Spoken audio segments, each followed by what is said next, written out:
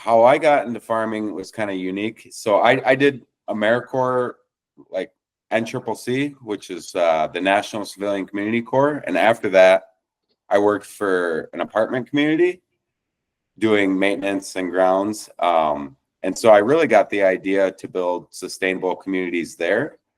So basically, I got the idea, basically what I'm pursuing now at that community. And then I launched a community garden at that property. And then basically after that, I just quit and I jumped into farming full time. So I apprenticed on farms for about 5 years, and then I've had my own farm since. So that Awesome, was man. like 2010. But it was, so I've been working on this, basically our mission right now for about 14 years. And so it's really helped, like, you know, because like obviously when you first start, like you don't know where to even start. You know, you have to get all the skills and, you know, everything from like real estate to marketing to farming to construction, all the skills that are, you know, but like when you stretch out your perspective long term like that, you can really, I mean, you can really pursue hard problems. Definitely. I could really resonate with that. And anything that is valuable in life takes time, consistency, a lot of effort. So I really appreciate that you've been doing it for many years, uh, because then that experience could be passed on to people that are just beginning. And I know a lot of people could learn from your experience, but of course also mistakes that we've all made when we're first starting to learn. You know. Yeah, I've made plenty of those.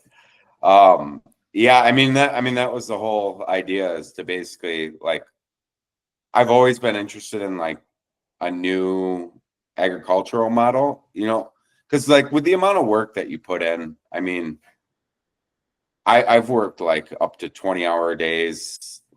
Like in 2020, when I launched that farm, I mean, we started in April 2020.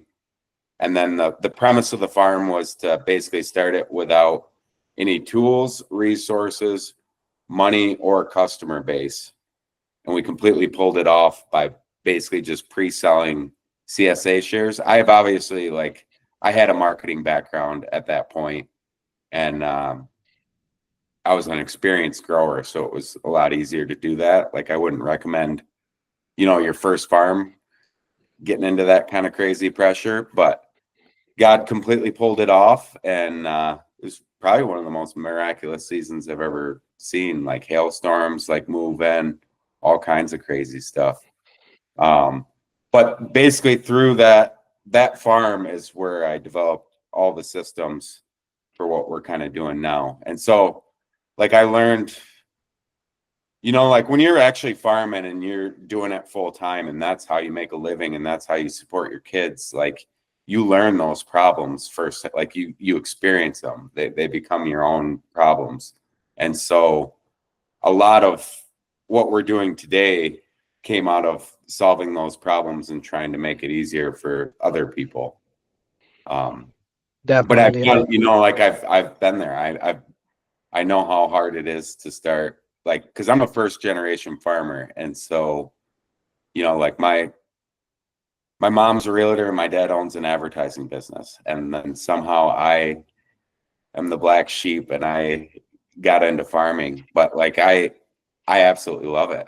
And I think with like the way that agriculture is going, I'm really excited about the new first generation farmers that are coming to the scene, you know, because everybody, it's always the outsiders that change the world.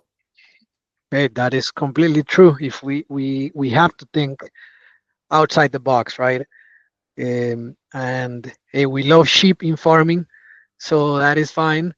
White sheep, black sheep, it don't matter. You know, they all produce wool, and when the time comes, they have the delicious meat too. So that's fine, right? And you mentioned, you know, you would love to now with your experience start helping those just getting into it, right? Those first generation farmers, as yourself and as myself. So let me ask you, what inspired you to support beginning farmers and those without land or experience? Well, I mean, as you probably know, like the American family farm is slowly like it's at a crossroads right now. Like there's trillions and trillions of dollars worth of land that is transitioning hands. And so what's happening is these big investment funds, developers. I mean, if you look at all the billionaires in the world, they're all sitting on cash ready to buy all this land. And they're actually like showing up to farms and making them an offer that they can't refuse and basically just taking all the farmland. And so a big part of what we do is like, because obviously we're in the world of AI now. And so automation is going to start happening. But what you're seeing in agriculture and other industries is like we walk among giants. And so instead of, there being a bunch of small family farms, agriculture is consolidating. So it's becoming like 12 farms that are controlling all the land and our food. And so what our mission is to basically split that up. And so our goal, so we launch farms for beginning farmers. We handle everything from their marketing to land transition. We're partnered with one of the big land brokers in the country.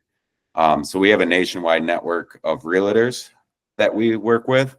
And then we offer consulting, farm planning, basically all the problems that you'd have as a beginning farmer. We've tried to actively solve those problems to make it basically to jumpstart,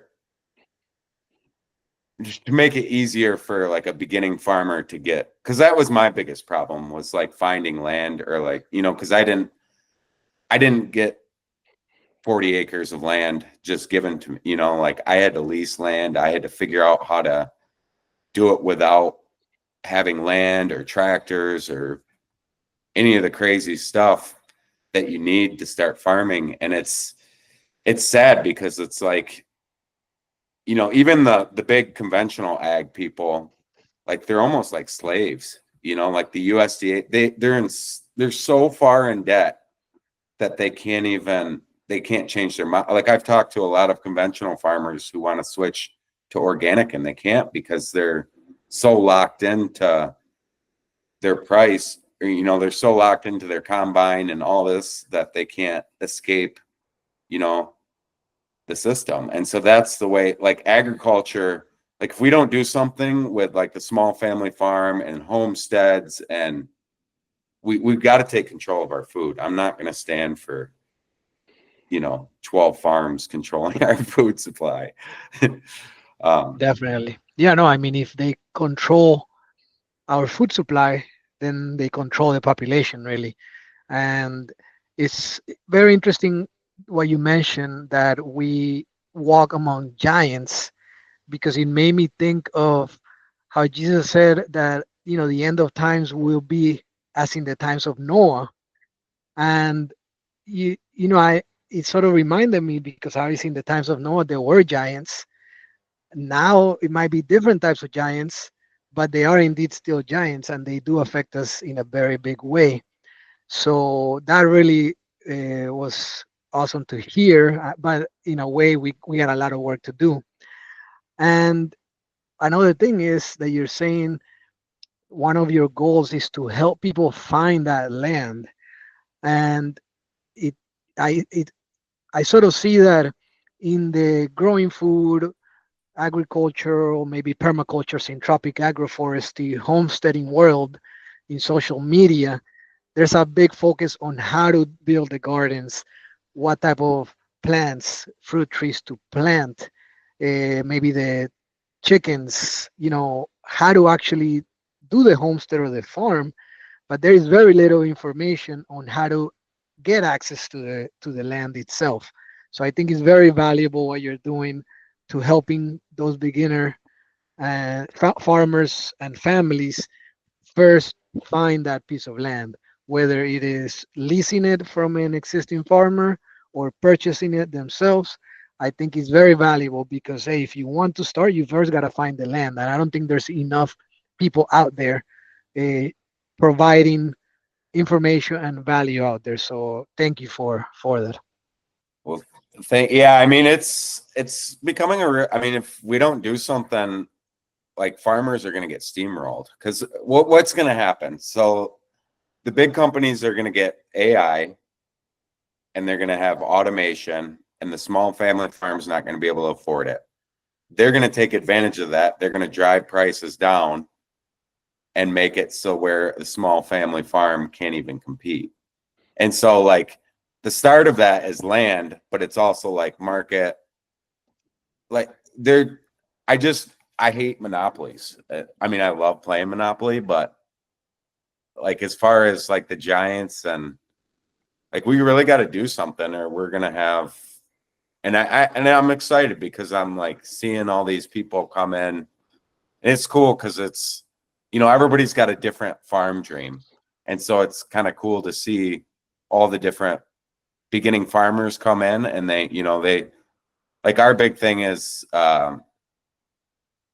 we have different models where our goal is to basically make sure that like the small family farmer should make a really good living, because I've done it with the old model, and I mean you're working for pennies essentially.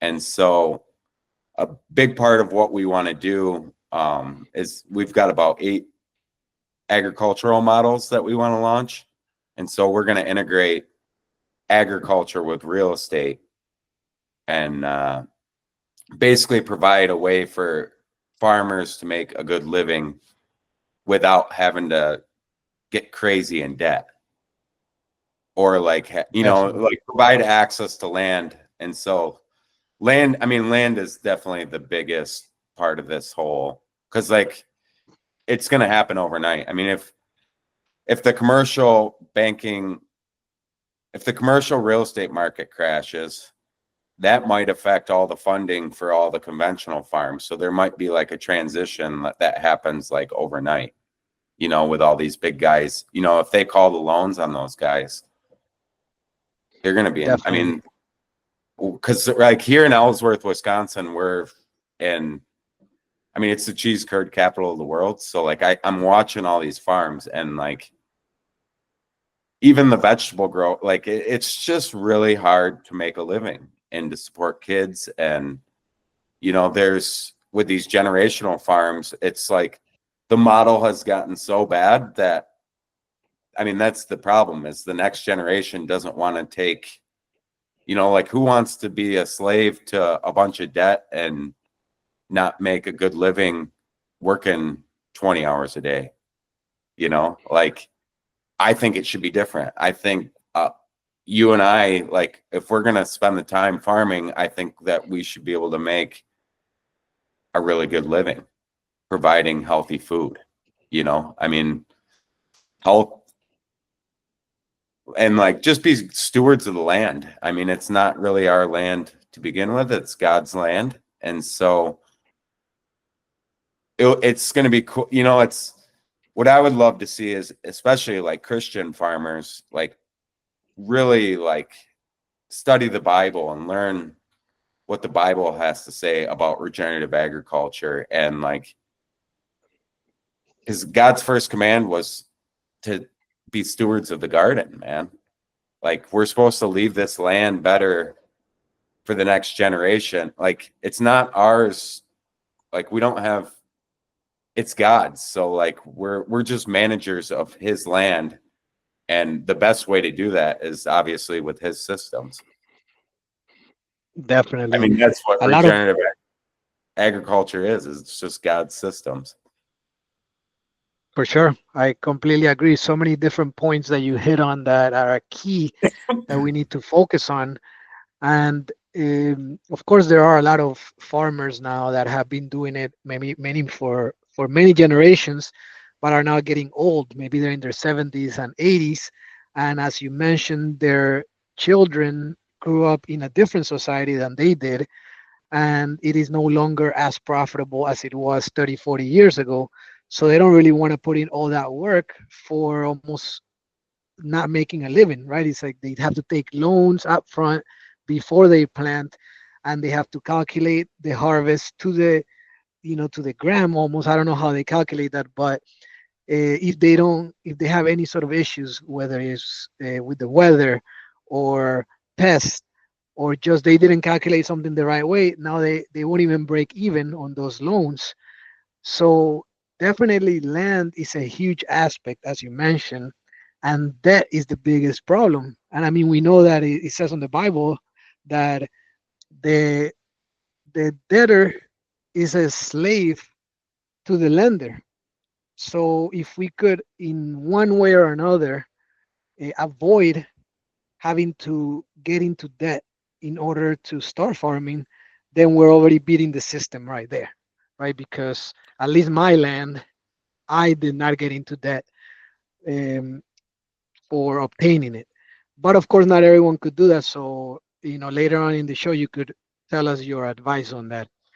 And go ahead. The biggest thing with like debt, I mean, debt's not completely bad, but like what we try to do is like we try to transition farms from farmers that maybe don't have a next generation and make sure that a farmer gets in there.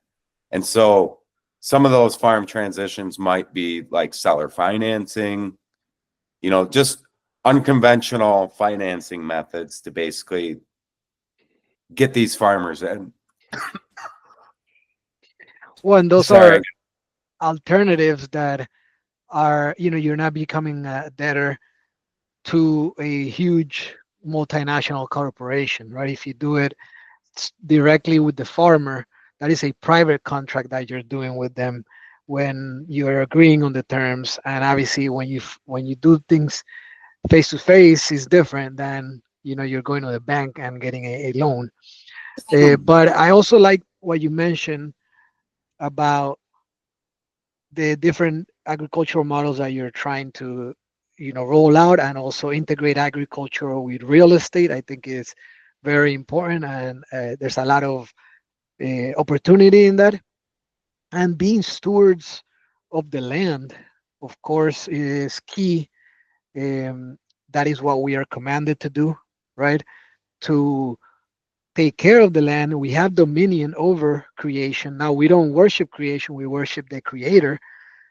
But of course, it is many different aspects that we could get from the scriptures that would help us be more efficient and um, do land regeneration, as you mentioned. But Yeah. one thing that we have over the big companies and the big farms is that, yeah, they might be dragging prices down, and the more land they obtain, the more they would drag those prices down. But there's always a trade-off, and the trade-off in that case is quality and freshness, and also genetically modified crops and seeds. So yeah, they might be dragging down the prices, but we have better quality. The food is fresher and is still natural, which comes to my next question, and is, from a beginner's perspective, what unique benefits do family farms offer compared to larger commercial operations? Well, I think the biggest thing is the experience. And so, like, what I've learned, because I've done CSA models where we were just doing deliveries, where we deliver right to their door. And there was, like, at our last farm, I wasn't. So, one of the challenges of leasing land is sometimes you have to deal with like crazy land stipulations. And one of those with us was that we weren't allowed to have customers to the farm. And so a lot of our customers, they would request that they just wanted the experience of like being part of a farm and like getting back to nature and learning how everything was grown. And so one of the big advantages that small family farms have is they can offer an experience that can provide for their customers. You know, because like what we found is it's way easier to sell like a CSA share than it is to sell like a head of broccoli or something, because people, like in today's age, it's hard to find people who know how to cook. You know, like the older generation, they know how to cook, but like, and a lot of people they want to learn, but there's education that goes with it. But you know, and so those buyers, they go for the cheap price. But like if you can offer an experience, now you've just added value to the whole thing, because it's, you know, they want to join the farm because they want to be part of the experience. They want to see the farm. They almost want ownership. And I mean, that's the community supported agriculture model, is like you're basically partnering with all your customers. And so it's a way to avoid like crop insurance and all that stuff. You know, this is my lack of knowledge, but you mentioned that you cannot have customers in a CSA because of the stipulations. Is that what you mentioned? Can you Well, explain? so a CSA is basically where so like what we would do is we'd provide 8 to 12 different varieties of vegetables each week, which is a lot of pressure for a beginning farmer. I wouldn't recommend hopping into a CSA your first season. I certainly started off, like even after apprenticing on CSA model farms, like I started off at the farmer's market. You just bring what you got. And if you have crop failures, you know, because it's pretty crazy to plan with like droughts and all the crazy things to make sure that customers have something every single week. But what's nice about the CSA model is you get paid up front. And so instead of taking out a loan, you can basically, you get all that money up front. And so if you're starting a farm, you know, you can buy a broad fork, you can buy all your equipment, all your seeds, everything to get going.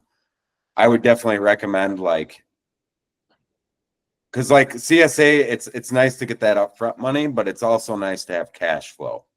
Like cash flow is key to everything, you know. So if you've got cash flowing every week, because the CSA money, I mean, you could spend $1 million on a farm tomorrow and still not have everything you need, you know. And that's one of the hardest things about farming, is just trying to figure out, like, okay, I need $2 million, but we're gonna have to do it off 20 grand. You know, and just like the innovation and all the crazy stuff. But like that's, so like a CSA, you know, they become like part owners of the farm, and it's a shared risk. So like, you know, as small family farms, you don't actually get crop insurance. Like crop insurance is only, like, we don't get paid to fail, you know, like if there's a drought or there's a serious, so a CSA kind of helps diversify the risk a little bit for the farmer. I see. So if I understand correctly, then the CSA, why you mentioned that you can't have customers is because the members of the CSA become part owners of the farm technically, so that you can have additional customers. Basically, you can't sell to anybody else other than the members. Is You what you can have as many customers as you want, or CSA. Like we would take on CSA members later on. It would just be a different price. So like our CSA shares here were 18 weeks. Okay, And so it's sort of like a membership that you pay, and then you become part owners of those crops and the harvest. And then the benefit over the CSA of having a small farm, a small family farm, is that now you could offer the experience to the customer. Then they could come and learn from you. And my next question then is, how can we overcome difficulties around creating a sustainable growing system that works year round? well, I mean, the best way to do that is obviously with like a food forest. But if you're leasing land, you wouldn't want to do that, because it's I mean, it's a 10-year deal before you're rocking and rolling. But like a food forest, you don't have to, and you probably know this better than I've just never owned the land, and so I've always leased, and so food forest wasn't an option for me, and so I just focused basically on what like a market garden is the easiest way to get into farming because you can do it with small acreage, you can get in, but like a food forest, there's hardly any maintenance. I mean, the amount of food that you get. Now, I wouldn't know how to do that. Like I wouldn't know how to turn it into a system with everything all over the place like that. Like I'd have to figure out how to do that. Like I haven't seen too many food forests that are CSAs or marketing it that way, because it's very hard. Like when I plant, I want my bed to just be broccoli or my bed to be just carrots. And so, when you have different trees all over the place, it would, I feel like it would really hinder on the efficiency of, like say you're trying to sell apples or something, but you got to go search around the property for different apple trees. I feel like it would be very hard to dial that in. But that definitely is, I mean, permaculture and basically just connecting like animals with plants is the best way. So Definitely. like with us, we like to have half the land grazed by animals and then the other half with vegetables. And then basically it's like a biblical principle, but like every 7th year we swap. So we let that field just go completely crazy, on the Let 7th let the year. land rest, the Sabbath year for the land. And I think my advice for anybody trying to plan, design, and then install their homesteading projects, whether it's for family use or for profit and to sell their produce, is to have multiple types of systems.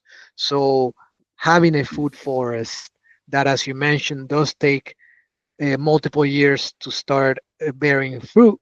But the good thing about the food forest is that it is planted on layers.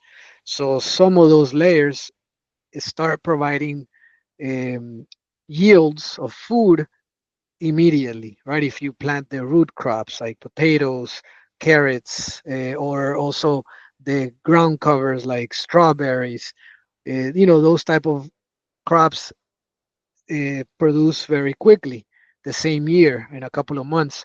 And then when you have the fruit trees, it will be in 3, 4 years, 5 years, maybe even 10 years, depending on the species. But then also having row gardens, having trellises, having berries, livestock, as you mentioned. So I think greenhouses, there's so many different agricultural methods that provide food that I don't think we should be married to anyone in particular, right? We shouldn't just do food forest. We shouldn't just do row gardens. We shouldn't just do chickens. We shouldn't just do the greenhouse. If we have everything in our site, in our properties, in the case that the weather, something happens and it destroys your row gardens, hey, you still have the greenhouse, you still have the food forest. Yeah. Uh, so it's really having multiple options. And hey, if you have a successful year and everything is productive, then great. But in an off year where maybe 3 out of your 5 systems fail, you still have the greenhouse where you could control pretty much all the variables, right? Of course, everything that I've mentioned takes a lot of time, effort to install, but as long as you start small and then make small changes, then little by little you will be developing your land and having those food growing systems that will work year round. Yeah, the biggest thing is like, a lot of farmers have got hooked on this, and I don't know where it probably with like companies buying the seed genetics or something, where they just got in. But it's like a farm now is dependent on so many inputs. And so if you just limit your inputs, like wood ash, for example, like we spread wood ash on our fields for a lot of different crops. But that was something that was, like we heated our house with wood, and so we just saved the wood ash and put it out there. But like people spend thousands of dollars on inputs that can just be provided by God's system. God has given us everything that we need. It's just like getting back to, like a food forest. I mean, that's it basically just mimics a forest. You got your top layer, all your different layers, but you're just mimicking God's system. And so like agriculture is no different.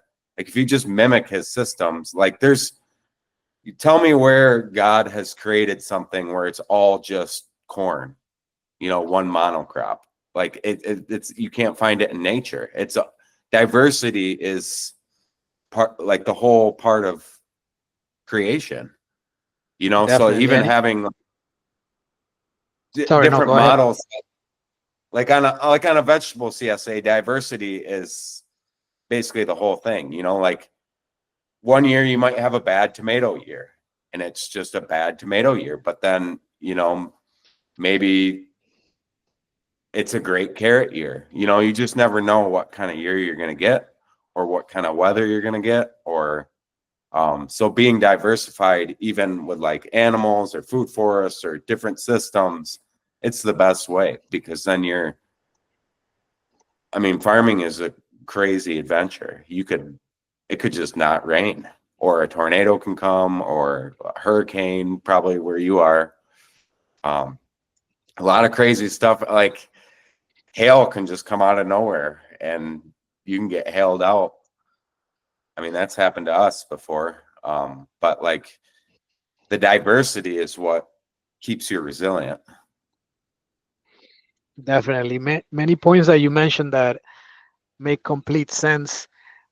Um, farms, the mindset has changed. We've been programmed into thinking of conventional agricultural methods, but they're only called conventional because that's all we have been taught. But in reality, they're not conventional. They have been created by big corporations, and then, as you mentioned, they depend on a lot of inputs, right? Inputting the fertilizers, and just pesticides, herbicides, a lot of work involved in it.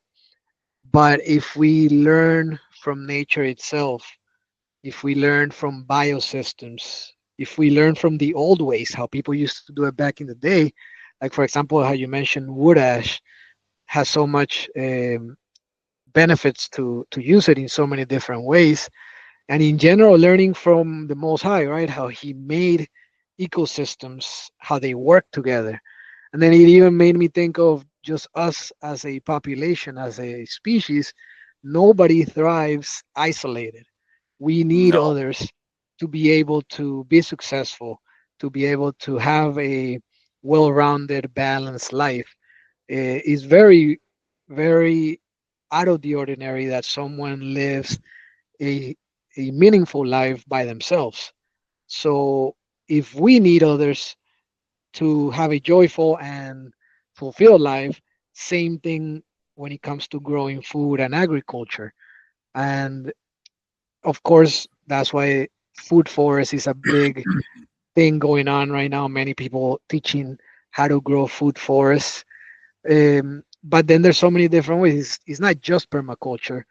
It's not just entropic agroforestry. It's not just regenerative agriculture. It's really taking a little bit from everything and implementing and really just learning from experience. Like for example, in the background, the picture that I have is a food forest that I started in 2021, and I just started from scratch, planting multiple different species. Whatever thrived and survived is still there.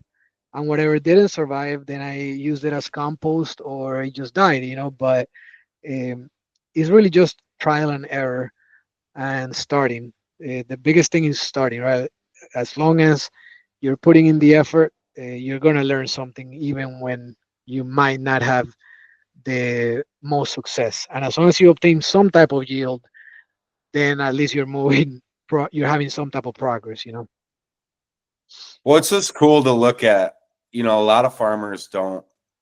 It's everything's so short term. Like there's no long term perspective on land. Like they're not like a lot of farmers aren't thinking in 7 to 12 year cycles. Like even leasing land, that's one of the challenges of leasing land is like it's hard to take a long term perspective, because like in 4 years something might change and you have to just completely start over.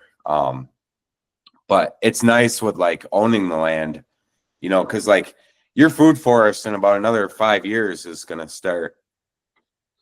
I don't know what it's like now, but it's going to start rocking and rolling. You're going to be really glad. But that was an investment you made 10 years ago, before you got the harvest. So you had to wait, Exactly. that delayed gratification. But then again, when everybody's out there weeding or like doing whatever that, you're going to have a zero maintenance system pretty much. Well, one thing that I keep going back to almost in every episode is that we're not just harvesting fruit to eat, but we are also harvesting the fruit of patience, because just as a fruit tree takes years to bear fruit, then we are also harvesting that patience, right? We are putting in the work, and then it takes, when it comes to annuals, it takes months to harvest it. That's still a long time, right? You start the seed today, and you don't really see the produce until 3, 4, 5, 6 months later. And fruit trees even more. It could be 5 years, even 10 years to see the fruit. So we're not just physically being fed, but we're also growing spiritually. But you mentioned something that about leasing, and it actually goes directly on my next question that I have, and is, can you share some tips or common mistakes to avoid when securing land for farming, whether it is through leasing or purchasing? Well, first off, like leasing, if you don't know that you're going to be a farmer, like you're just trying it out, leasing land is a perfect solution. Like a short-term lease, just try. The best way to do it is just do it, instead of, but like what I really like is lease options. And so, because basically like a beginning farmer, you need 3 years of tax records to qualify for the USDA loans for beginning farmers. And so what a lease option does is you buy it for like 2 to 5% of the property price, and then you basically all your lease payments, and then that lease option goes towards the down payment. And so you have the option to buy at a specific price. And so I really like that for beginning farmers because, yeah, you're leasing the land, but you now have, in 3 years, you can buy that land at a specific price. And then that gives you, because basically the first 3 years of a farm are the hardest. Like if you can make it to year 4, like, because you're going to have, when you're starting a farm, you got to build greenhouses, you got to figure out your walk-in cooler situation, you got to get your systems in place, you got to figure out your marketing, your record keeping, all your crop, all the things that you need to do, and that takes about 3 years to really get comfortable with all your equipment. And 3 years of basically like investing everything back into the farm to get it going so that you have, like our first year that we started, like we didn't have, we had, so the first farm I started, I had tractors and I was doing it that way. And then I switched with this last farm to a more compact, bio-intensive farming. So instead of like 4-foot walk beds, it'd be 30-inch beds with an 18-inch walkway. So you need less equipment for that. but you still need it like a broad fork and like a good cedar, and you need a walk-in cooler and all the things. I mean, it's basically refrigeration. If you don't get good refrigeration, you're going to be up all night harvesting. And we did that for a lot of years. And so we'd pull an all-nighter harvesting, go to the farmer's market the next day just so that food was fresh. I mean, towards the end, we got into like commercial fridges, but that's one of the disadvantages of a lease too, is you can't build infrastructure. Or you can, but you're just gonna have, like, if you build a greenhouse, you're gonna have to move it someday. But with a lease option, like, I would feel way more comfortable building a greenhouse if I had a lease option with the buy. Like, if I knew that I was gonna buy that property in 3 years, when the USDA, with a USDA loan or however I was gonna do it, I would feel way more comfortable building a greenhouse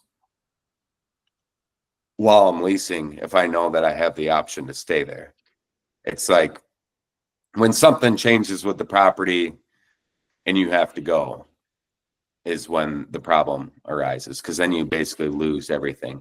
But like a lease option, you kind of lock into that land without actually owning it at first.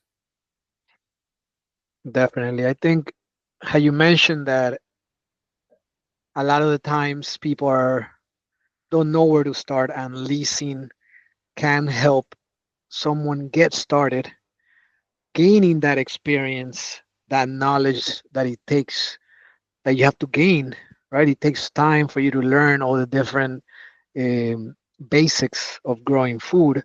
So leasing land is a great opportunity to start gaining that experience, especially when you don't know yet maybe the location that you want to settle down, right? You might want to move to another state, or even same state but in a different area, but you don't know where yet.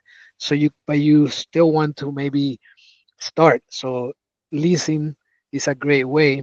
Also, you might not know what your long-term goals are yet, but you don't have to wait until you have all those decisions made to start gaining the experience, right? Because there is a large learning curve when it comes to growing food and agriculture and livestock. So leasing is a great option to start gaining that knowledge. And it actually reminded me of a quote from Alex Hormozy that says, people think they need perfect conditions to start, when in reality, starting is the perfect condition.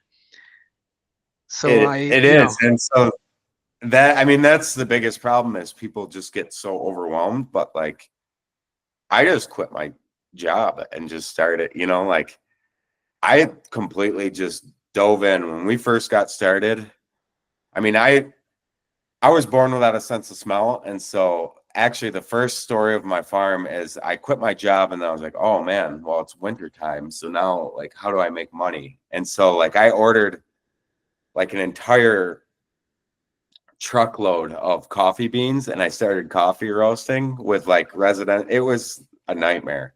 I've never coffee roasted since. But the point is I started, like you don't know what you don't know. And so you just have to like learn all this stuff on the fly. Like I'm a really good vegetable farmer, but and I've worked on ranches, but I'm no professional rancher by any means. Like I'm just jumping in, and I know enough with like research, and like I'm going to be learning this stuff on the fly, as far as like rotational grazing. I mean, I have an advantage because I have like an organic lawn care background, and a lot of rotational grazing is just managing grass. And so I have that to my advantage in vegetable, but like you just got to start. Like it's never going to be a perfect time. In fact, it's always going to be super hard with whatever you're doing to start.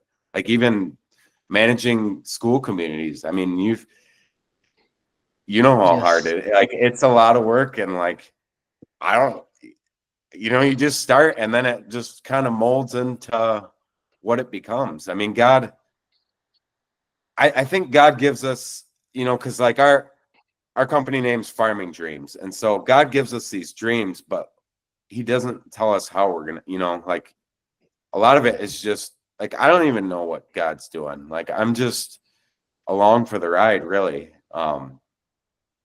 It just, you got to start. The biggest thing is just jumping in and having the confidence to know who you are and that you can do it.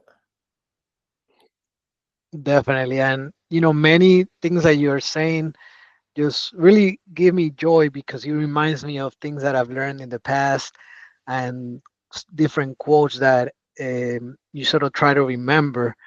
And I'll say the best one for last. But for example, I'll say another Alex Ramosi quote, which is, "It's normal not to know what you're doing. If you did, it wouldn't be called growth."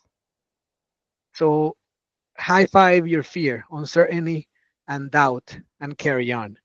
So of course, you say you quit your job, you didn't know how to make money, so you took a risk. And hey, that's where growth happens. You learn many things. Now fast forward years later, now you're in the position where you're going to help others avoid certain mistakes that you made. Now they're still going to make mistakes, but now you're in a place where you're going to share that knowledge. And of course, you're going to even keep making mistakes, but it's okay. That's part of life, right? That it's not failure. It's really part of the process to success. Is we're going to fall, we get up, we learn something from that fall. But then the one that really filled me with joy is in Psalm 91. No, I'm sorry, Psalm 119, verse 105, that says, "Your word is a lamp unto my feet and a light to my path." And that verse I really love because if you really look at the context, back in the day, someone would be walking. Uh, I remember where I saw this, but they were trying to explain how that could be um, interpreted in the physical, right? Because we could interpret it in a spiritual way, but in a physical sense, think of it thousands of years ago. There's no flashlights, there's no street lights, and you're walking in a dark path in the middle of the wilderness. Well, there could be a snake in the floor that if it bit you, you're dead, right? So what would people do? Yeah. They would carry a lamp that would light their path. But that lamp wasn't like a flashlight today that it would light up, 20, 30 feet up in front of them. It would literally only light the next step. And sometimes that's how our faith in God's word is, and in surrendering to his will, and really having faith in the promises, because he sometimes only shows us our next step. He doesn't show you the entire path, but you have to take that path, that step anyways, in order to be able to then take the next one. And it applies to even how you said you quit your job and you didn't know what to do, but you still were able to provide to your family. So I think faith is a big portion of it.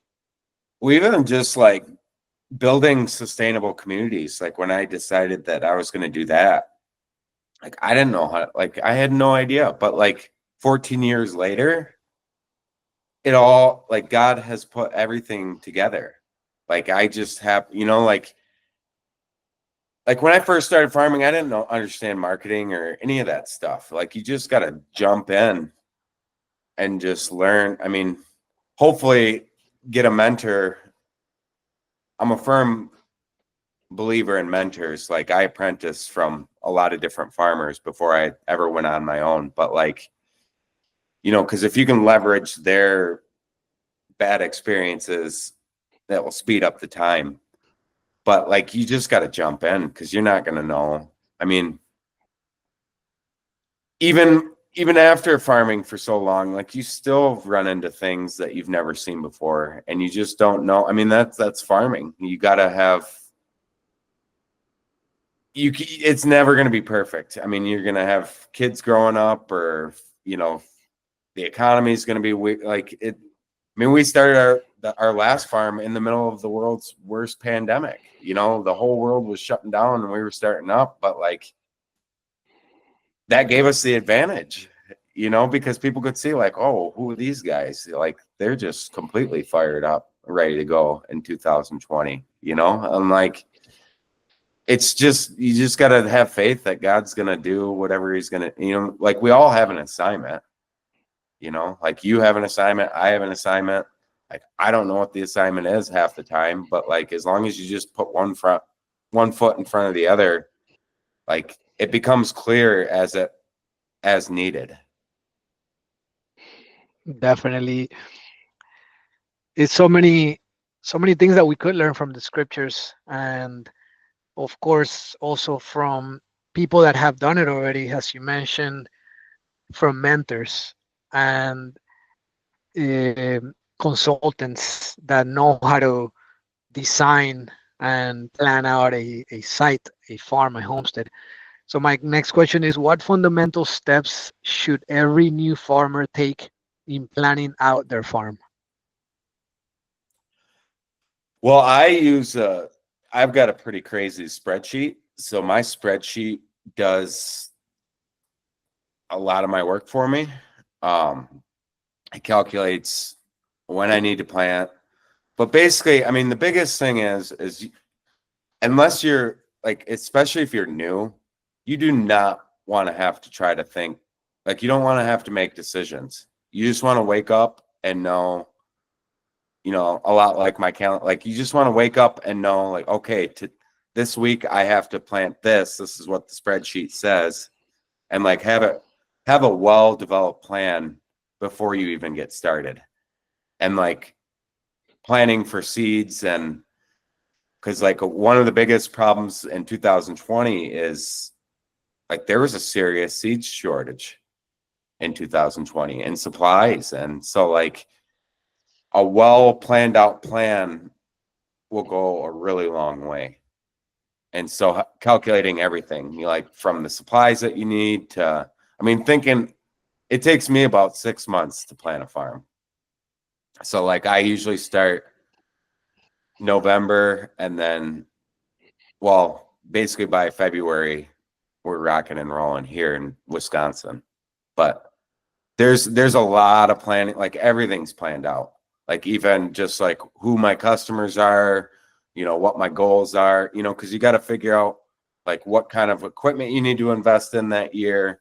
I mean, it's way easier to just look at a sheet and just know that you have to, because you're going to have to make a million other decisions on that farm in any given day. And so you want to eliminate the amount of decisions that you have to make, because you only get so many, because if you're constantly dealing with problems or decisions that you have to make and you don't know what your plan is, it's going to be real inefficient for you.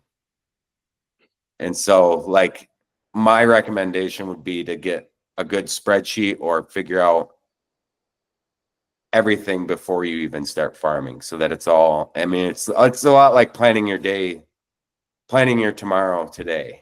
There's a huge advantage in that. It's just waking up and like, okay, this is what I'm doing today. I don't have to like wake up and think like, oh, like what should I do? And like it's already planned out. You just kind of not walking through the motions, but it allows your like allows you to deal with more problems that are outside Definitely. of planning. And then good record keeping. Like record keeping is everything.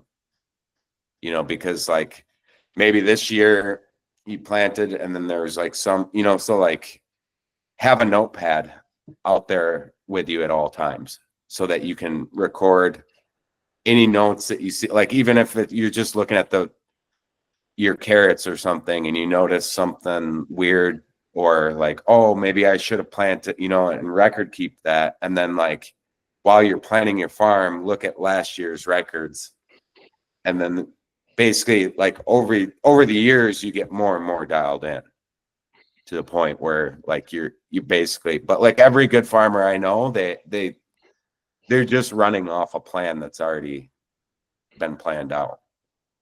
They're not like the shooting from the hip. I mean, you can pull it off. I did a lot of that in 2020 just because of the time crunch, and we didn't have land, and we locked everything up in April. And so I was shooting from the hip a little bit. But like if you're a new farmer, you do not want to be shooting from the hip, because you just don't know what you don't know. And so like being dialed in with a plan. I mean, my spreadsheet, if you were to print it off, it would probably like span a whole entire wall, you know. But we were a CSA farm, so you have to, you know, there's like 244 different varieties of vegetables that you have to plan, and then you have to incorporate for crop failures. So like our strategy is we'd have so many crops that like people wouldn't notice the crop failures. You know, like crop failures Definitely. happen That's why. all throughout the year, but like if you're well planned out, people won't even notice, if they don't even know that, you know, there was an issue.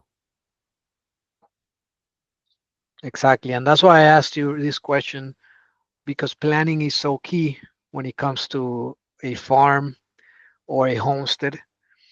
And, if we don't, it's just like planning your day, how you said, if we don't the night before or maybe early in the morning plan out what are your top priorities, then you're really just going to be reacting to whatever comes up. And every day we know that the more responsibilities that you have, the more success that you have, the more things that come up on a daily basis. So if you don't have a plan from the day before or early in the morning, I rather do it the day before, the night before, then you're going to be reacting, and you might then spend 30, 40 minutes or an hour on something that in reality wasn't a top priority, that you could have done it next week. But since it came up and you don't have an actual plan for the day, hey, you thought, let me react to that. And in the long run, that's not efficient. So it's sort of like the saying that if you fail to plan, you're planning to fail. And the whole record keeping is so key also because it lets you learn about your land. It helps you learn about yourself too, the mistakes that you've made, the weather too, right? The way that the wind comes from, the sun, uh, just so many different things that if you don't take notes, you think you're gonna remember, but You you won't. really won't.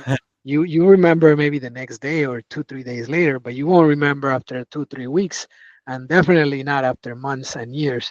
But if you have that in paper, then you could always go back to it. Years from now, you could always say, "Hey, October 30th of 2024, this happened. This type of rain happened at this time." Maybe 10 years later, the same thing happens, and you could use that somehow. It's sort of like experimenting, right? Like the scientific method. You're always taking notes. You're always recording all the different variables. If you don't do that, then how are you going to make changes? How are you going to change your hypothesis so you get a different result? So I think that's very key, and it's something that I myself need to do more. I do take notes, when It's you hard. said, I mean, I struggle with that too. Um, Obviously, like we record everything, so it made it a lot easier when everything was just on video. But I definitely go out there with a notepad. And I mean, your plan's going to change, but you want your like seeding schedules to be consistent and you want to be able to adapt to the variables. So, like, basically, what I do every night on a vegetable farm is I walk my fields. And so I'm coming up with a plan. You know, I walk my fields every day and look and just, I mean, that's a lot of success in farming is just paying attention to everything. Cause like you might not even know that you have to weed this bed or that bed, but like if you don't weed it right then, so much of farming is timing. So if you miss the timing with something, that's why you gotta walk your fields every night or every morning or however you're gonna do it. But like have a plan, because like your priorities will change and your plan will change, but having like the basis of your seating schedule and like the greenhouse and all that stuff, like you really don't want to think about that because you have to deal with all the variables out, like tomorrow might hail and I have my whole day is making sure that my crops don't die, and so you're gonna have to switch your plan. You got to be flexible to the plan too. But like record keeping with all that stuff, or even just, like when it's one thing to be a great farmer, but then it's another thing to market your stuff. Like that's a full-time job. And so like the more things that you add to your plate, and there's always a lot with farming, like it's just better to not have to think about as much as you have, as much as you can have planned out, and adapt to the stuff that comes. Definitely. And that's why, again, planning is so important, to just plan short-term goals. What do you want to get done in the next 6 months to a year in your farm or homestead? But then what are also your long-term goals, 5 to 10 years? What do you want your farm or homestead to be? But at the same time, similar to what we mentioned earlier, that we should have different types of growing system, a food forest, roll gardens, greenhouse, livestock. Same thing with nature. uh, Nothing in nature stays the same, right? It's always changing. And actually, if it's not changing, that means it's not growing. If we are not changing, we're not growing. So, yes, it's important to have a plan, very specific with achievable tasks and goals, right? On a daily, monthly, yearly. But then, as you mentioned, we need to also be flexible. We be willing to adapt. And I don't know if you've heard of Jocko, but he has a great podcast. But he mentioned that no matter how detailed your strategy is, as soon as you engage your opponent in the real world, then you must be able to adapt, right, and ready to adjust your approach based on the immediate circumstances and how the enemy behaves to what you're doing.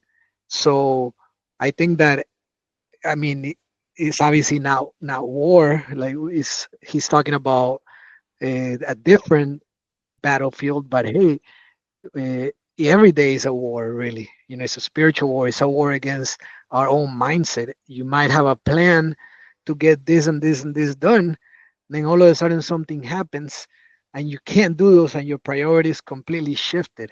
Well, that's could be a war with yourself, with your mindset. You can't get uh, you know discouraged at that time. You have to keep going.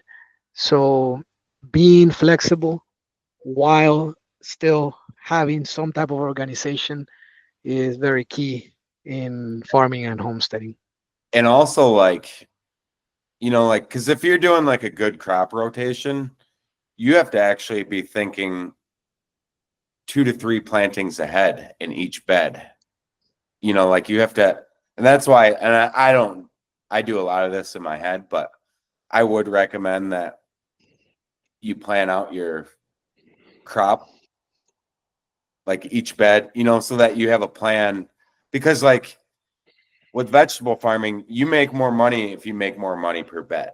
And so if you can make as much money, like especially with biointensive farming, if you can have 2, 3 plantings in one bed, you're going to make way more money off that one bed than if you didn't have it planned out, And so like knowing what the fertility of is in each bed, and like carrots don't like a lot of nitrogen. And so like if you put in a heavy nitrogen bed, you're going to get those crazy spider finger carrots that split 100 different ways.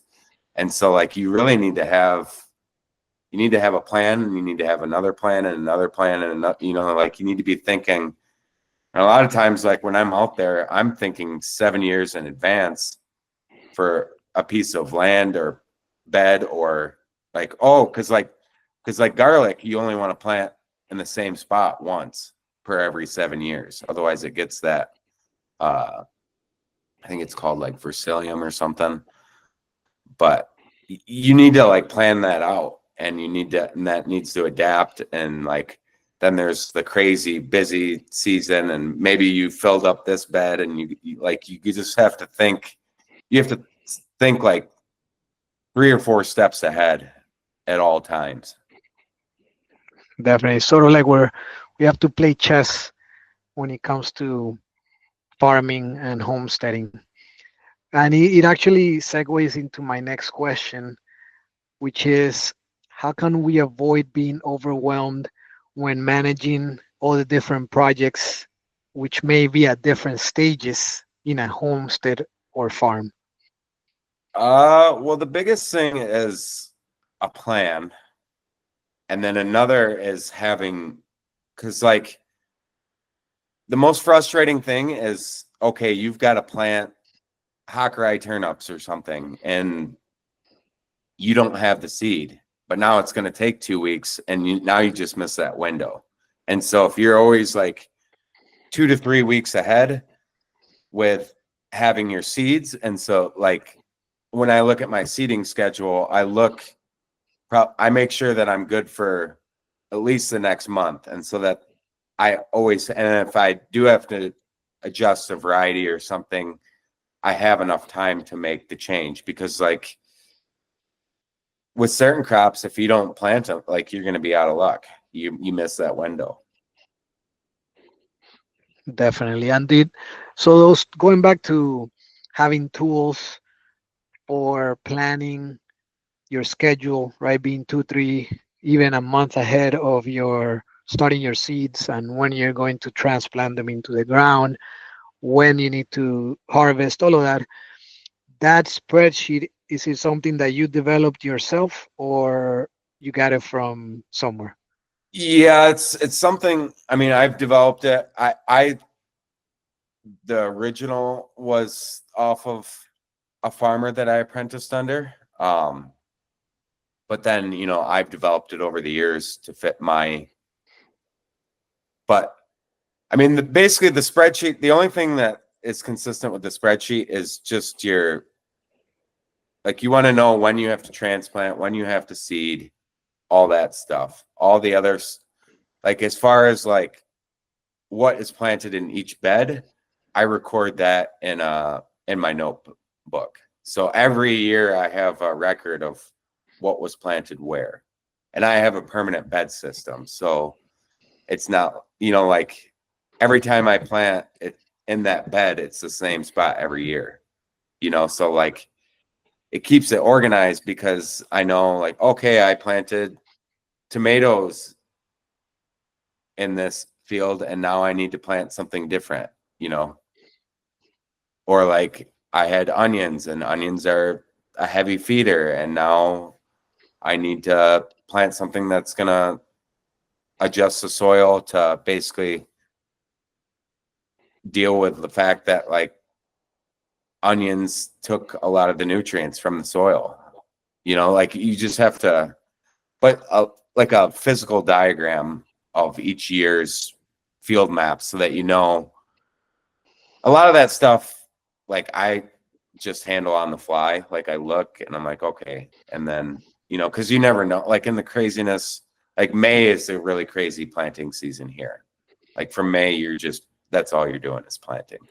And so, I mean, you can sit out and plan out your fields like for months and months and months, but it's all going to change in the busy, but just having like at least like having a system to where it makes it easy. So like having all your brassicas in one spot, and having all your alliums in one spot, and all your, nightshades in another, and then being able to rotate. Because once you figure out your systems, like it's pretty much the same every year. And then like your salads and all that stuff you want in a field that you can basically just adapt. Like you want a field where you can just plug things in, and you always want extra space too. You don't want to run out of space. You want to always have a field that you can pop into if you need to. That's like resting, but you can, if you do get crazy with like potatoes take up a lot of space. And so, or like corn, or like a crop failure might happen, and you might just have to plant something different. For sure. And yeah, so knowing when you need to seed, when to transplant, recording it in either a notebook or a spreadsheet, and then you learn with the experience as seasons go by, you'll get better at it. And you mentioned you might, to always have an area that is resting. So in case anything comes up, you could always also use that area in an emergency. So that, of course, is important to let the soil rest. It helps you manage it and improve it. And it goes to my next question, which is what tips do you give us that we could improve our soil health and learn soil management? I mean, the biggest thing is rest, but the other thing is incorporating the poop loop. And so, I mean, you can either spread the manure yourself or the animals can spread it for you. And so, if you've got, like on our systems, we would typically have, like on the fields that we're resting, we'd run pastured poultry and like chicken tractors. And so they were doing all the work, but one of the biggest things with is compost tea. That was where, I mean, I love compost tea because you can do a foliar application and you can get 100 times the amount of fertility, even if, because like we inherited a field after a corn farmer, and so the soil health was pretty much dead. But if you build your organic matter over time and you incorporate like compost and you're like intensively planting, your soil is going to get better. And then it needs to rest too, because you need to break pest cycles. Like that's the biggest thing. And if you are inheriting from like a conventional corn farmer, your land is going to detox. And that usually happens around year 2. And so year 1 might not be so bad, but eventually that land's, it's like it's hooked on drugs. And so what happened to us year 2 is like, man, just got like the land was just going through a crazy detox.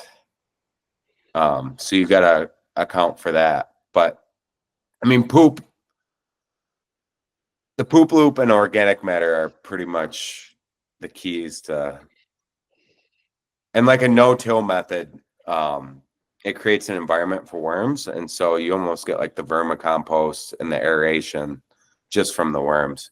But just letting animals do most of your work is a big It thing. goes And back to, not go disturbing your ahead. soil too much. Try not to step on it, right? So you don't compact it. Going back to learning from nature itself, how nature does things so that we have less work that we have to do, less inputs. So using the manure from our livestock, and of course no till, using worms, manure, compost. But you mentioned the compost tea and the foliar method. Can you explain to anybody that hasn't heard what that means, a little bit about how it works? So basically, well, I bought, it's called Cafe. It's like compost. I don't remember what the thing is, but I bought it from the farmer that I apprenticed from. It's basically like a giant, uh, almost like a cone tube that has pumps going into it.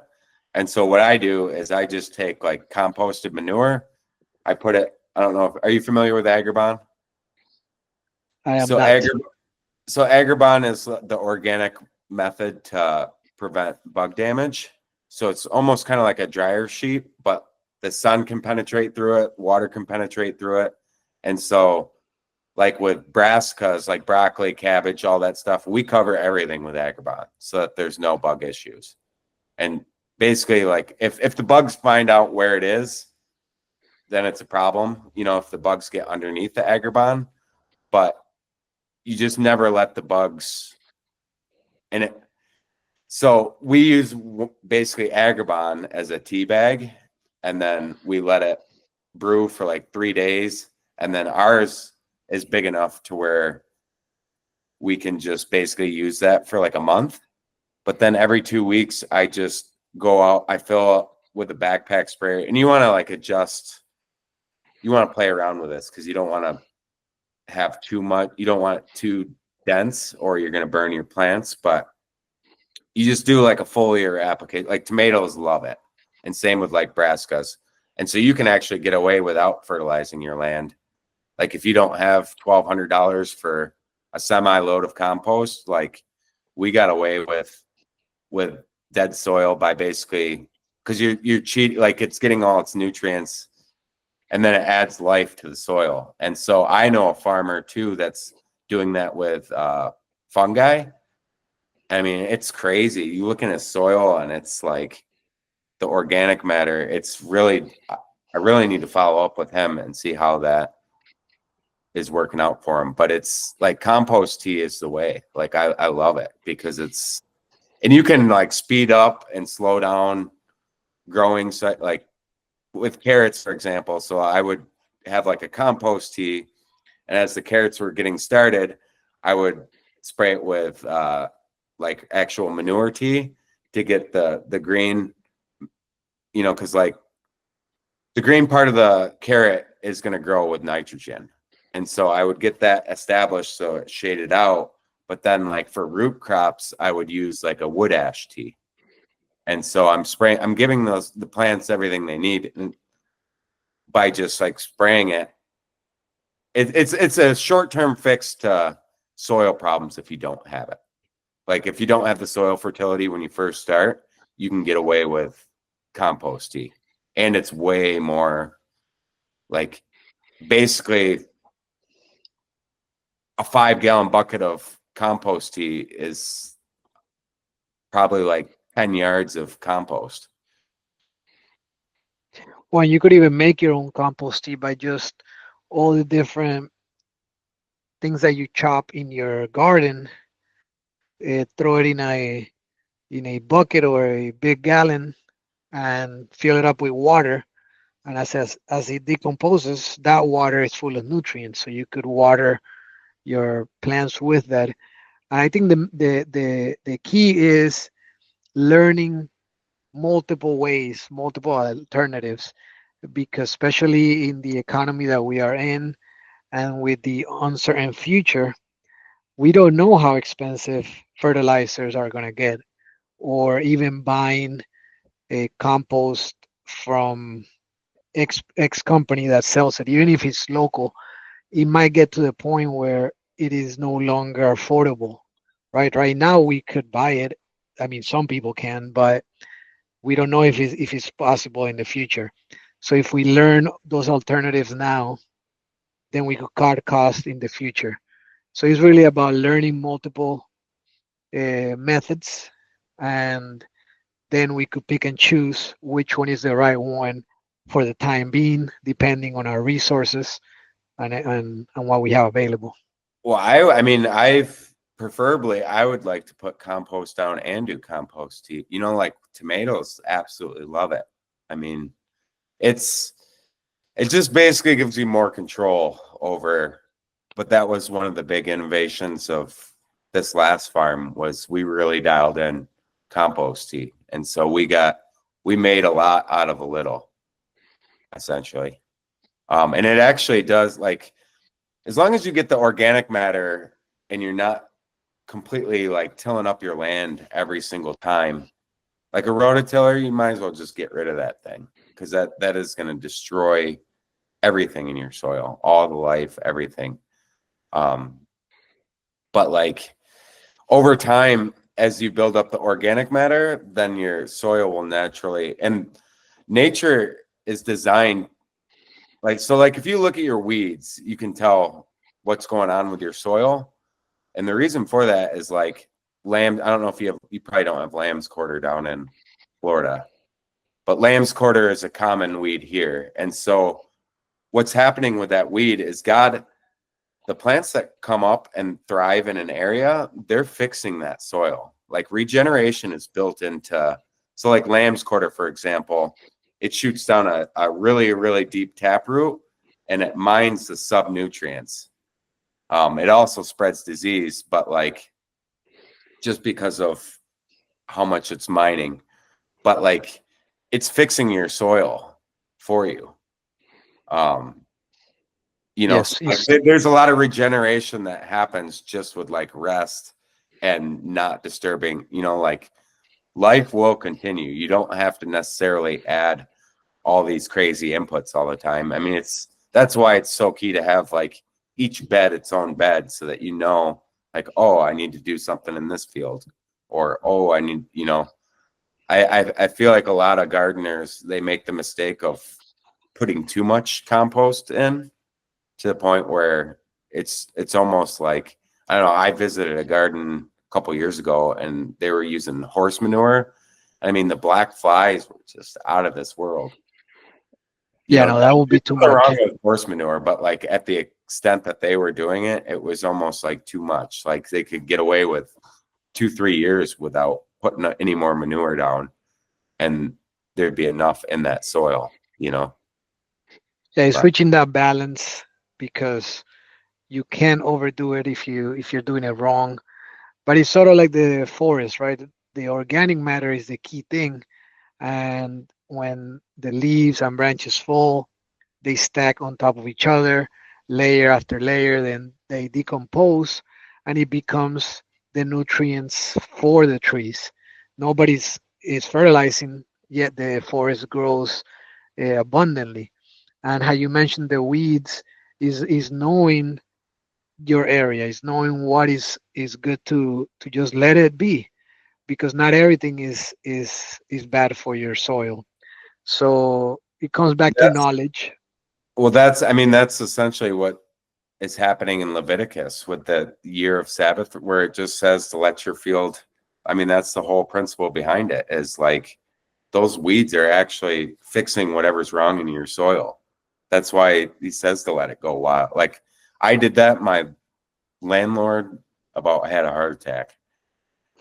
You know, 'cause like, what is this field full of? But it's like there was actually like method behind my madness of doing that. But and so now if you were to graze that, because um, you know, you can control, you basically just let God do most of the work.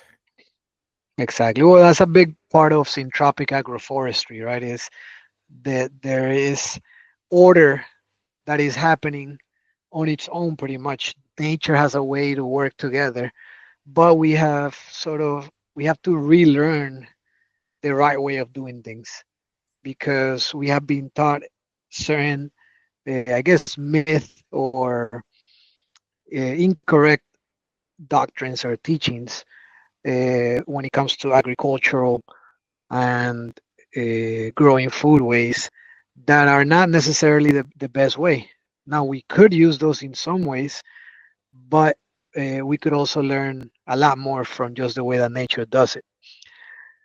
My next question is related to water management because, of course, that is a big aspect of having a high yield is watering at the right time, the right amount. You don't want to overwater, but you also don't want the to have a drought.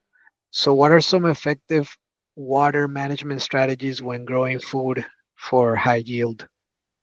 Well, we've the last couple of years, I mean, there was pretty bad drought. So what we do is we use plastic mulch, and the reason for that is you don't want to lose your water. I mean, the soil wants to be covered. So if you've got access to straw or so, like we didn't have access to straw, so plastic was just easier for us. But like you put a drip line underneath that plastic and then you run that plastic, and not only do you not have to weed, but all that water, I mean, you can water intensively in that area for 4 hours and it's going to hold that water. Same with like a silage, like we use a lot of silage tarps for our tillage. And so what we would do is we would take, so we'd have like a field of clover that was cover cropped, and we'd cover it with a silage tarp. And when it basically retains all that moisture from the clover and it puts it, so like as you peel up the silage tarp, it may be a drought, but you're planting into wet, moist. It's almost like too moist at that point. But that's a way to retain it. And then with plastic or mulch or some way, um, I mean, I really like plastic, and then having the ability, I really like drip irrigation too, but you do have to have overhead irrigation, because if you don't, like in a drought, for example, your soil becomes like concrete sometimes. And so it gets to the point where you can't even work a field. And so having the ability to just overhead irrigate a field to just get in and weed is a huge thing. But Definitely, like, I think. oh, go ahead. Yeah, no, that it goes back to planning, right? Because if you just start putting things down on the ground and later you want to install those irrigation systems, now you're going to hurt the plant. So if you plan ahead, do a very detailed design, then you could structure where those lines of irrigation are going to go. You install them, then you plant your plants in the ground, and they'll be ready, right? So it does take a lot of effort in the installation process and an investment of time and money, but you get your returns in the future once you don't have to waste time watering, and you'll get a better yield. But that's one of the advantages of bio-intensive farming too, because we were growing as much as we used to grow on 4 acres on 1 acre.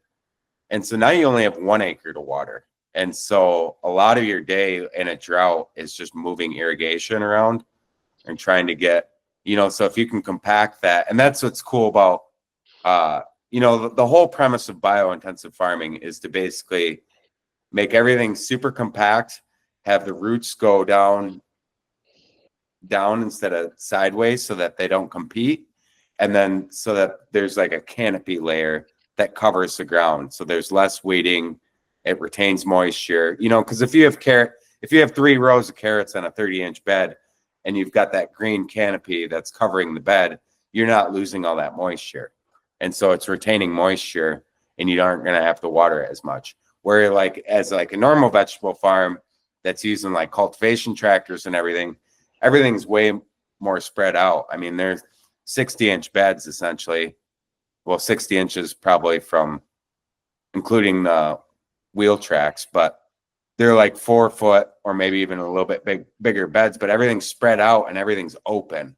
And so like the amount of irrigation and moving lay flat and all that stuff, it's just crazier when you're doing 12 acres compared to 4, or 4 acres compared to 1. It's so like intensifying your growing area so that you can, because I mean we were using the same drip line for like the whole, it's not like we bought drip for every single, we were rolling up the drip lines and then moving drip lines, so you can almost get the very cheap version without having to pay for,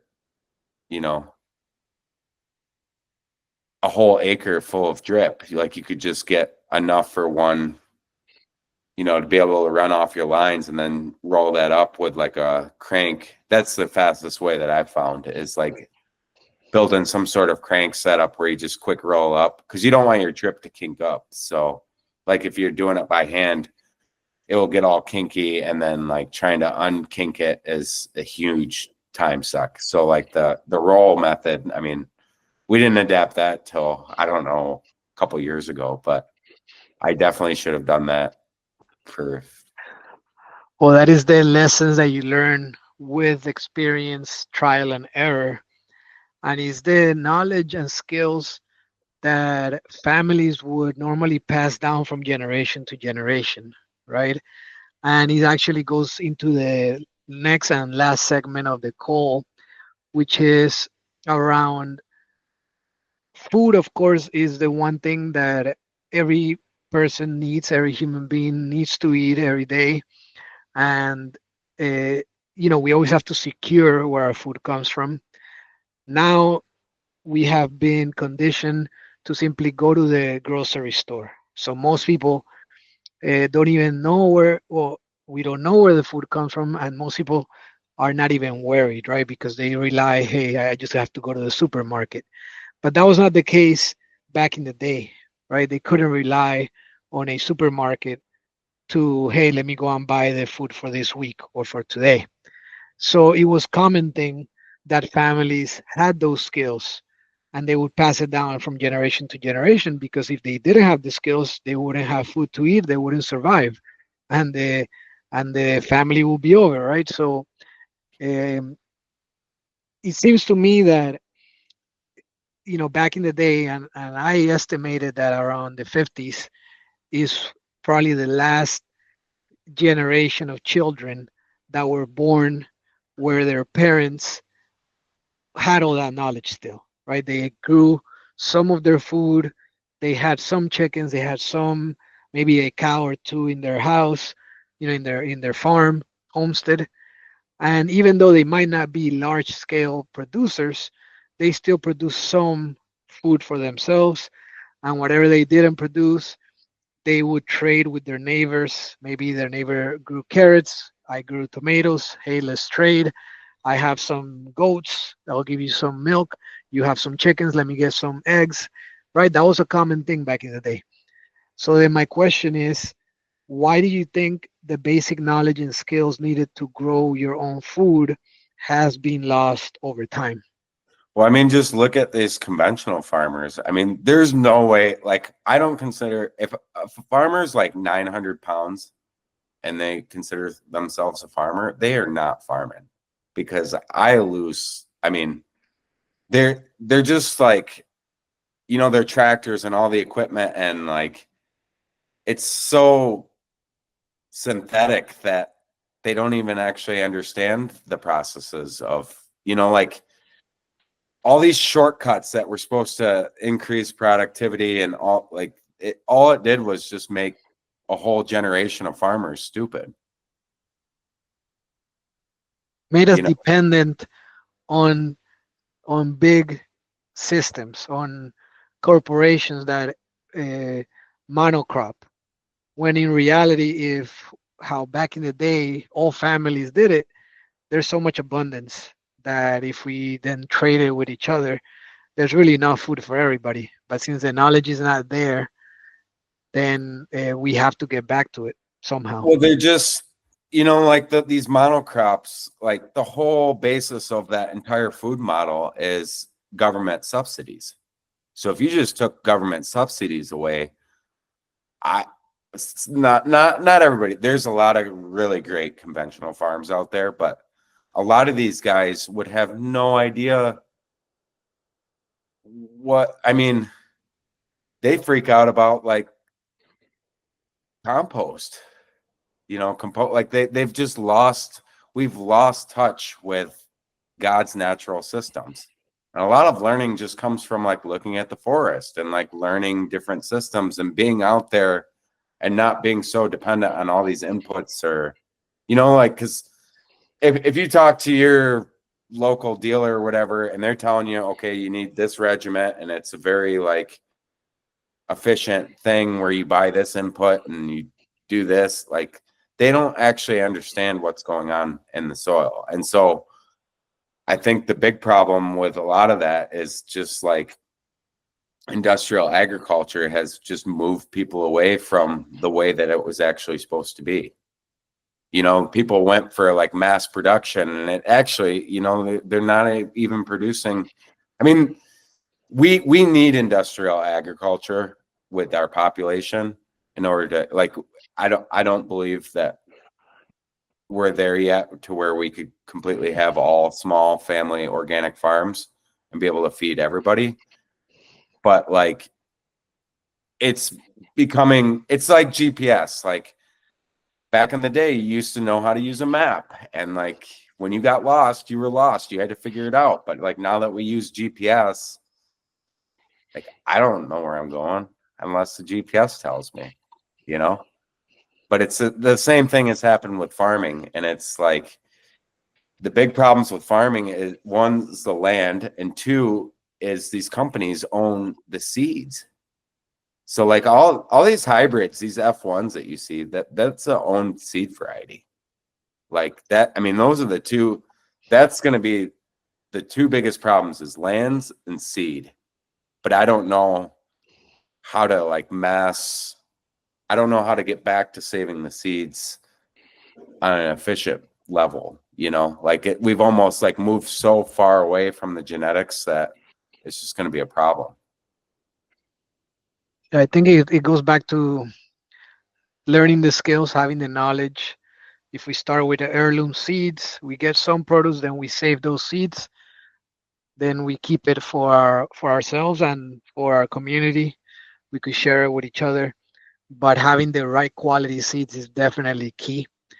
And I think with But the passing of time, that's a whole like, can you imagine trying to do a vegetable farm where you're saving all the seeds and like trying to calculate, like that's a whole skill. I'm not even sure like I don't save seeds. I just buy from Johnny's, and every year I just buy new seeds. But like that's something we've lost, you know? exactly, yeah, it's.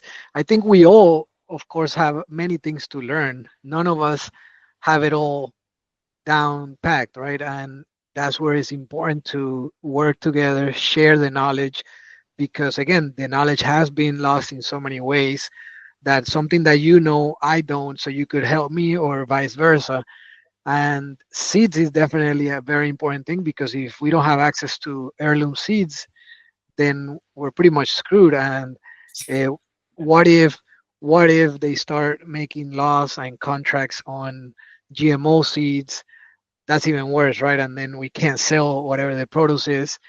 But then it goes back to convenience, because with time that goes by, technology, there's always a benefit to new things that are created, and it gives us convenience, but there's always a trade-off, right? The fact that before it was harder to do, or it took a lot more effort, it gave you independence, it gave you control. So with convenience, we're also giving away part of our freedoms. And I think that you're right.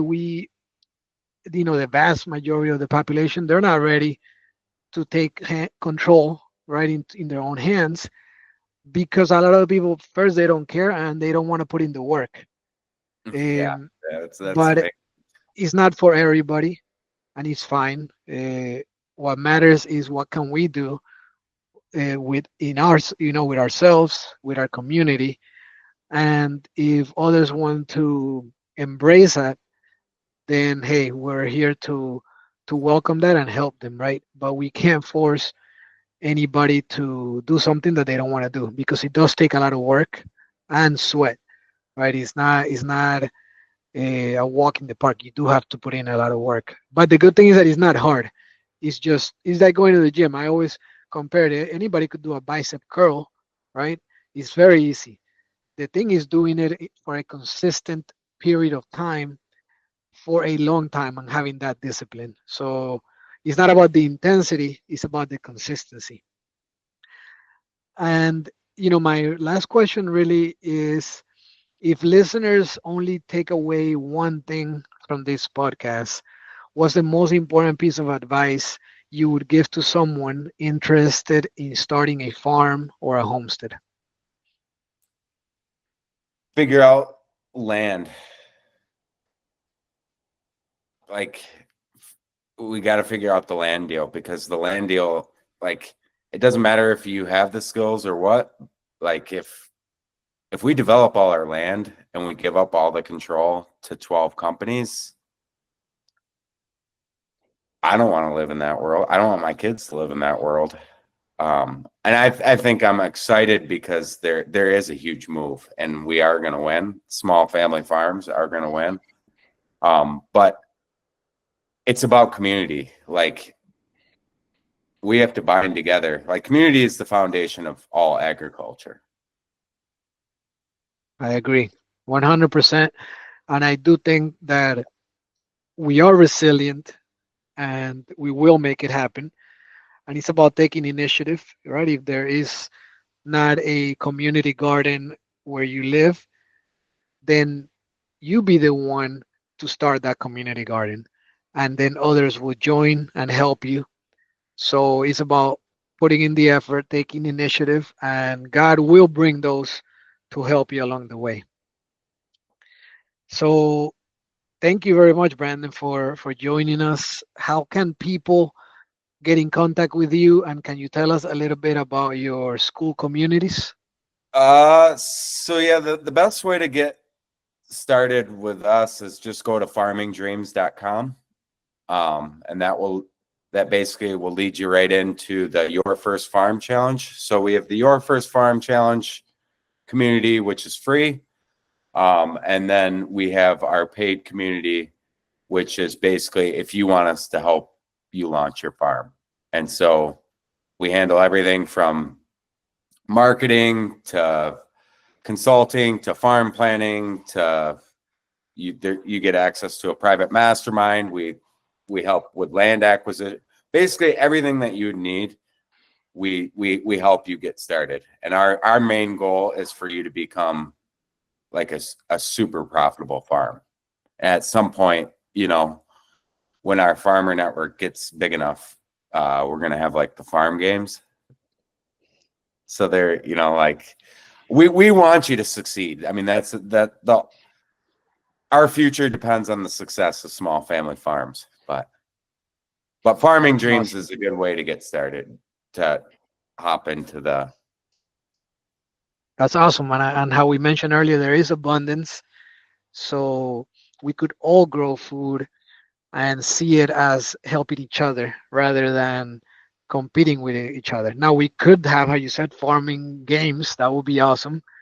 And then help each other, learn from each other, and then we'll have more food than we know what to do with it, right? But hey, there are a lot of people out there that don't know where their next meal is going to come from. So if we could have so much food we don't know what to do with it, then we could help those people too. Brandon, I really thank you for joining us today, and I hope to have you back in the show at a later time. Well, thank you for having me on. It was good talking to you, Andres, and I'm excited, man. Like we're all small farmers and homestead. We're all on the same team, and we have to bind together, or we're gonna get beat by the giants. We will work together going forward, man. So thank you again. Well, you have a great day.